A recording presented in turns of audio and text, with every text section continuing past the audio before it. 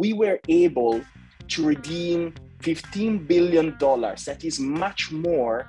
That is around 15-16% of the total assets of Tether.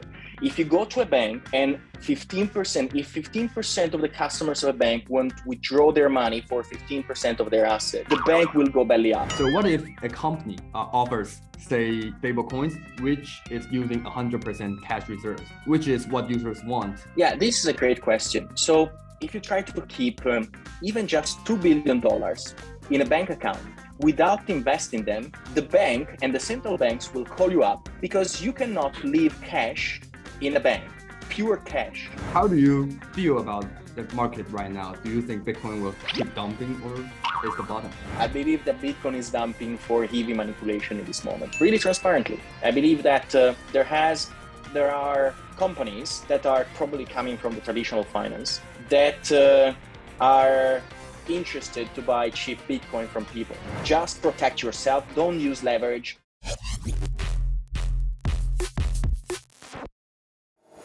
Hello， 大家好，我是脑哥。今天呢，我们非常荣幸邀请到了一位很特别的嘉宾哦，在这个连稳定币都不稳定的市场，聊聊这个光是有潜在下跌风险就能让所有人吓坏的稳定币 USDT。那我想全世界也没有第二个人比他更有资格聊这个话题了。他就是 USDT 发行商 Tether， 还有 Bitfinex 的技术长 Paolo Ardoino。Hi Paolo, thanks for joining us. Thank you for having me today. Thank you so much. Yeah, definitely, man. So obviously the cryptocurrency market wasn't looking very good these days. Since the Terra Luna and UST Pact events, we've seen some even 0.97 USDT on exchanges, right? I mean, it does create some fear in crypto community, and we definitely need someone to clarify the actual situation from the rumors. So first, can you briefly introduce yourself to our audience? Sure, I'm Paolo Ardoino. I'm CTO at Tether and Bitfinex. What you just said, right? So I completely agree that it's time to solve all the different misconceptions that are going around Tether. For me, this is really important. So first of all, you said it correctly. The price of Tether went below $1 on selected exchanges. That is true, but that just means that the selling pressure of Tether was higher than the demand of buying Tether on these exchanges. Why? Because the entire market ecosystem we have seen in the last 2-3 weeks, everyone is panicking, not because of Tether, but is panicking because there are funds, hedge funds, that are lending platforms that are going belly up. So if you think about it, Tether lost around $15 billion from the top, right? From the top maximum market cap. And the majority of these assets didn't go to feed our competitors. In fact, USDC grew around $5-6 billion. The majority of these funds that Tether lost actually went out to the crypto industry. That is quite sad, but that is a reflection of the fact that we are in a really bad situation. Crypto has been incredibly damaged by the crazy leverage that a few groups have taken, liquidating billions and billions and billions of positions. So Tether is the most liquid market for dollars. So of course, if money needs to go out from the crypto industry, it will go out through Tether, right? So the fact that Tether is trading on these exchanges below par, it just means that hedge funds want to withdraw money in US dollars. Also because, think about this, the US dollar now is spiking in rates. The interest rate on the dollar is now approaching 3% per year. So this means that the hedge funds are scared. They want to pull out money from crypto and park in the bank that will give them 3%, because now crypto is too risky. Everyone is losing money, and that is not a problem with Tether. So that is just the classic groups that are creating FUD. Tether is healthy. Tether has all the backing. We were able to redeem $15 billion. That is much more. That is around 15-16% of the total assets of Tether. That is much more that any bank in this world ever did in the entire recent financial history, right? So if you go to a bank and if 15% of the customers of a bank want to withdraw their money for 15% of their asset, the bank will go belly up. We process all the withdrawals without the blink of an eye. We don't have a liquidity crisis. We are hearing about Celsius and all the rest, 3 arrows, everyone has a liquidity crisis, but Tether always remained fully collateralized. Even when working with all the other counterparties, every loan that Tether gave was collateralized 150%. We are seeing today funds that are going belly up, that have liquidity crisis. Tether never did that. Tether has always been the safest product in this industry. Is the backbone of the liquidity. So I believe that there is a ton of misconception. We are actually the guys that have been supporting the industry from the beginning. We invented in 2014 the entire concept of stablecoin. We know how stablecoins should work, and that's why we are still healthy. If we had a problem, if Tether had ever a problem, the price will not trade 99.8, 0.998. It will trade 0.50. Right? Tether is safe, is healthy, has a really great balance sheet. So I'm glad that you are giving me the opportunity to clarify this with your audience. So you mentioned that Tether has never depegged, like actually depegged, although on some exchanges might seem some not $1 USDT to USD, you always can redeem it from the company, right? Yes, so Tether never refused one redemption, and all the redemptions are processed at $1. So that's why what I'm saying is it's a liquidity crisis, right? So, and it's an arbitrage problem. Tether can be arbitraged only using dollars, and dollars rely, unfortunately, on the banking system. So if the banking system is low, it means that the traders cannot move fast enough the dollars from one exchange to another and then to Tether to arbitrage. But it means that, in fact, when the price fluctuates, it fluctuates a little bit. Then you see redemptions coming into Tether. We process the redemption. We give out the dollars. The dollars go back on the exchanges to buy cheap Tethers and so on and so forth, right? So the most important thing is that the peg was not broken because Tether never refuse redemption, or in any way, all the redemptions have been honored at $1. So if there are a few exchanges with low liquidity, because everyone now is scared, and again, these hedge funds are selling everything. You can, with this pressure of this liquidity, that the entire crypto market trades in Tether. There is no volume on the USDT and anything else. The entire crypto market trades in Tether.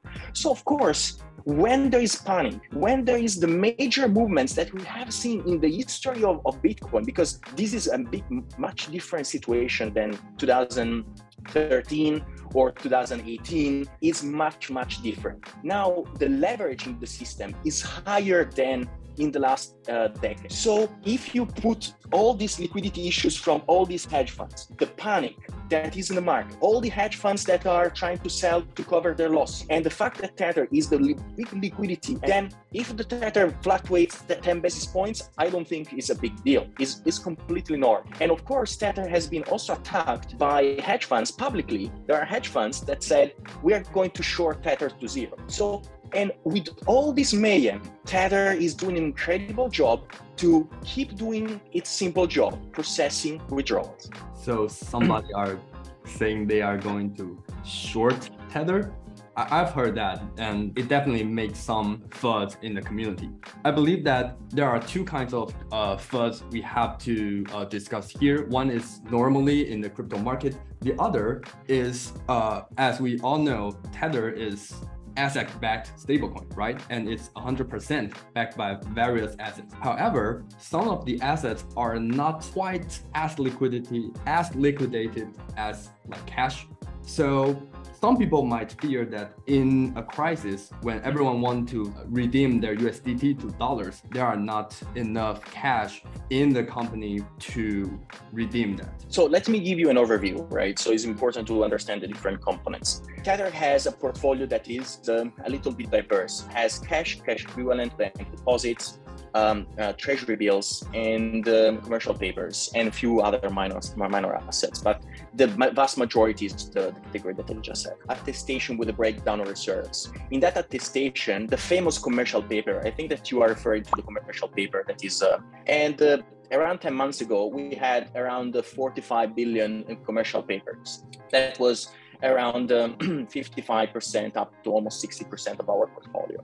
But we heard the concerns of our community. Right. So we heard the concerns. And although the commercial papers that we have are rated A1 or A2, that are like country level graded commercial papers, like short-term bonds. So they are really liquid. You can sell them almost with no loss, and we have a really good balance sheet. So even that loss wouldn't be worrying.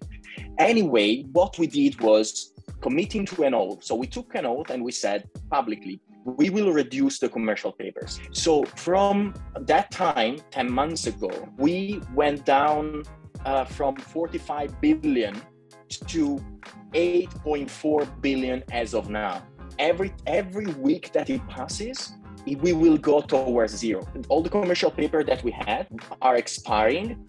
When they expire, we buy US treasuries with short maturity. So even in the worst crisis, we still have all the liquidity that we need to process withdrawals. So we are taking this seriously. We didn't start yet. We started almost 10 months ago now to reduce the commercial papers, and we are almost down to zero. 1 month, we will be down to zero. So no liquidity crisis, not issues. We are the only battle-tested stablecoin.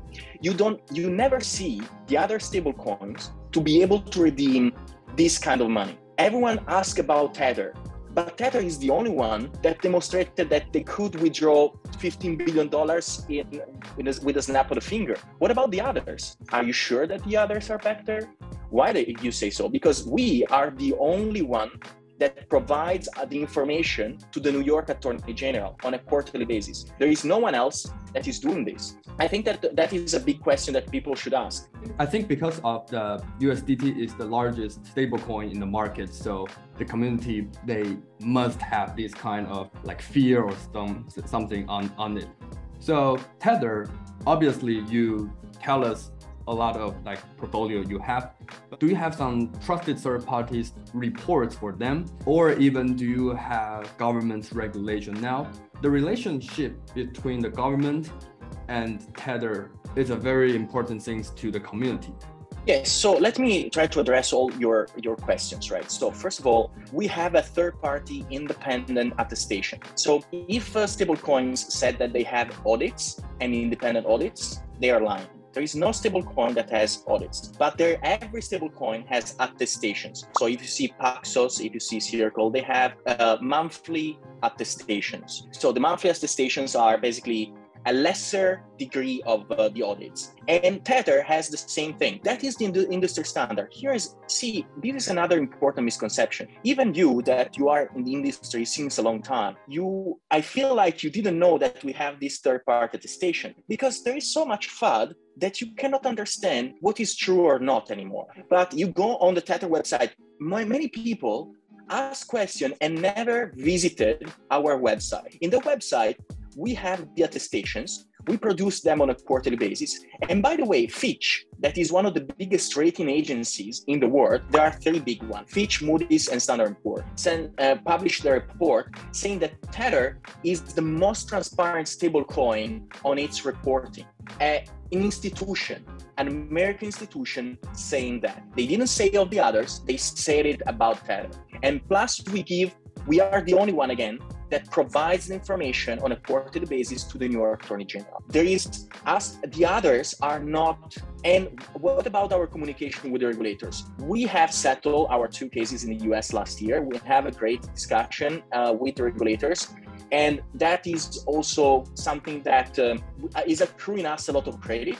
Because, for example, we work also extremely well with the Department of Justice, with the FBI. We help them to freeze the funds.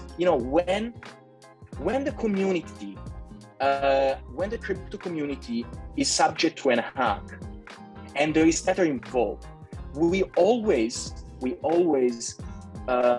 help the community. We froze the funds and return the funds to the community. The other stablecoins are not doing that. We helped so many companies. You can ask around. If there is someone you can count on it's us. An Asian exchange 1 year ago to recover $40 million. And then there was, I think was the Polychain hack. They lost $60 million in Tether. We froze them and we helped them to recover them. If there is someone you can count on, it's us, never the others. We are always there for the community because we are not the product for the banks, right? So Tether was created for the unbanked, was created for crypto, was created for all the people that live in the developing countries that need a safe dollar. Was not created for Wall Street. Wall Street does not need Tether, but I believe in Asia, I believe in Africa, I believe in Latin America. Everyone needs Tether because it's a safe dollar. As you said, I've always thought that people are always worried and skeptical about stablecoins, right? Too few people think about and promote the value of stablecoins to the cryptocurrency industry or even the global financial industry. Yeah, sure. So I think that one of the most important parts of stablecoins is that definitely they are like a dollar, right? So apart Luna or Terra USD, that was not in the end a dollar. But aside that, stablecoins are, centralized stablecoins are doing a fine job to maintain the peg to the dollar.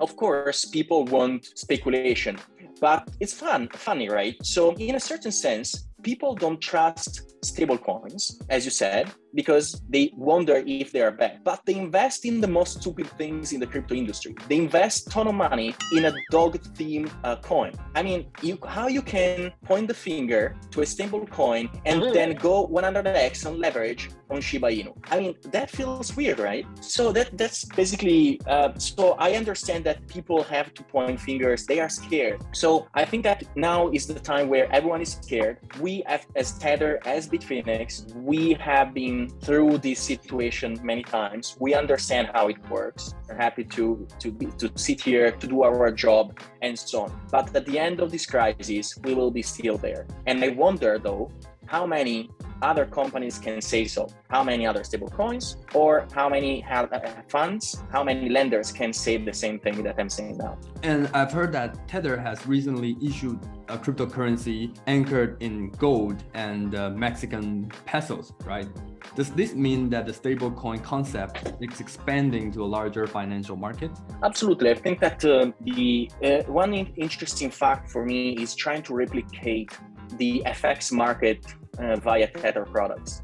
So now, for example, we have Tether USDT, that is the main one, that is the dollar. We have Euro Tether, that is now capitalizing to $300 million. And then we have the offshore Chinese yuan. We have Mexican pesos, as you said. And we have Tether Gold. With the more products we have, we can help people to do an healthy FX market without having to pass through the banking system. So Tether Gold is actually growing quite well. It's growing to become one of the biggest gold markets in the world. So it's still young, but we believe in the next years, especially with this geopolitical crisis, gold is going to return as one of the most important assets. So and more people are starting to trade Tether Gold. So I'm pretty pleased about that. Sounds great. For now, I'd like to ask a private question that I've always been curious about. So what if a company offers, say, stablecoins, which is using 100% cash reserves, which is what users want, not just cash equilibrium or even other assets, but 100% cash reserve? Does that make the company completely unprofitable because it's always unable to generate new cash flows, which is normally, I think, a stablecoin project, they make money like Terra Luna? Or is it still profitable from some other places? Yeah, this is a great question. So if you try to keep even just $2 billion in a bank account without investing them, the bank and the central banks will call you up because you cannot leave cash in a bank, pure cash. You can, if you have 10 million, 20 million is fine. But if you have more than 1 billion, they will ask you, the bank will force you to invest in something. And that something can be US Treasury bills. US Treasury bills are short-term maturity, like 3 months maturity. They are considered cash equivalent. You can sell them in the market for $1. So there is no problem with that. But keep in mind, again, you cannot keep billions of dollars in the bank without investing them. And if let's say that you are a rich guy and have like $3 billion of yourself and they're sitting in the bank will take those dollars and invest them on your behalf, or at least will remove them from the balance sheet, invest in them. You will see on your bank account that you have $30 billion, but behind the scenes, the bank will invest in some. So it's much better if you take those dollars and invest in US treasuries yourself. And that is an interesting misconception. Again, people think, okay, we are not that greedy. We want to be safe, but there is a good reason why we are doing that as well. Unless maybe you are JP Morgan and that is your bank. Any company that has a bank account cannot keep so much cash, pure cash, in the bank. So having a diversified portfolio is a must. It's not like some people might think, oh, Tether is greedy, they want to invest for themselves, but they are not careful on their backed assets. How do you feel about the market right now? Do you think Bitcoin will keep dumping or is the bottom? That's a good question. So Bitcoin is not dumping, for natural causes, I believe. So I believe that Bitcoin is dumping for heavy manipulation in this moment, really transparently. I believe that there are companies that are probably coming from the traditional finance that are interested to buy cheap Bitcoin from people. And they are with small pressure because they have a ton of money. And if Bitcoin goes down, all the other tokens goes down. And eventually, there will be so many companies that will go belly up, even more than what we have seen now. This is not 2018 where people got scared. They were dumping all the ICO coins. Everything went down. From big hedge funds, from the traditional world, that are putting pressure to create a liquidity crisis in crypto. I don't have a good answer, but I know that Bitcoin is here to stay. So I wouldn't worry about Bitcoin in long term. Just protect yourself. Don't use leverage. And in 1 year, we will look back and we will regret to not have bought cheap Bitcoin. Thank you so much, Paolo. The last question is a little bit about Taiwan. So as you know, I am a Taiwanese crypto YouTuber. Not many Taiwanese crypto investors know that the CEO of Tether, Jean-Louis Van, is also legally a Taiwanese. So Paolo, have you ever been to Taiwan? Would you like to know your impression on Taiwan or generally anything on Taiwan? No, I never been personally to Taiwan, but Jean-Louis speaks really highly about Taiwan. And also he speaks really highly about the culture of Taiwan and how proud you guys are. So I truly respect his opinion. Of course, we have contractors that work in Bitfinex and Tether that are from Taiwan. The beauty, what I really enjoy about our companies is that we have people from 56 different countries. So we have a lot of mixing of cultures. The Taiwanese culture, of course, from the outside. I come to learn, maybe the Japanese one and the African one. So for me is the history, the culture, the social impact that what we are doing is the most important thing. So when JL speaks really highly, also he has good connections with universities in Taiwan and takes really seriously also the education. So he participated with different professors in Bitcoin and education. So it's definitely is a country that I have to visit. 你好，台湾，一起唱歌，唱曲。以上就是我们的 Tether CTO 的今天的访问，然后过程中讲了有关 Tether 背后的资产储备，它跟政府的关系，希望能够让大家还有一些市场上的一些谣言，大家可以理解说，哪些是对，哪些是错的。还有我们其实应该要理解到的是，这间公司其实它背后做了蛮多的努力，在支撑整个加密货币的市场。当然，他们是一个盈利的公司，所以他们会获利的过程中，他们做的事情如果确实重要的，那么有些时候谣言止于智者。如果我们也是只是作为一个一直疯狂传谣言，说什么USDT 要回了，就像 Paolo 有说的，我们都在传谣言，但我们都没有上他的官网看到底怎么样是一回事。大家其实可以自己多去查证，多去看一些官方的数据、政府的数据，那会对这个市场有比较健康的一些运作。So that's all for today. Thank you, Paolo, to join us. Thank you, Razel. Okay. Have a good day. Have a good day. You too. See you. See you. Thank you very much. Yeah. 如果你想投资加密货币却还没有账号，可以使用底下的币安连结注册。币安是全球最大的加密货币交易所，用底下的连结还可以享有交易手续费20%的返现。如果你想要量化交易、聪明投资，可以使用底下的派网连结。派网是币圈知名的量化投资交易所，一样使用推荐连结可以享有20%的手续费折扣。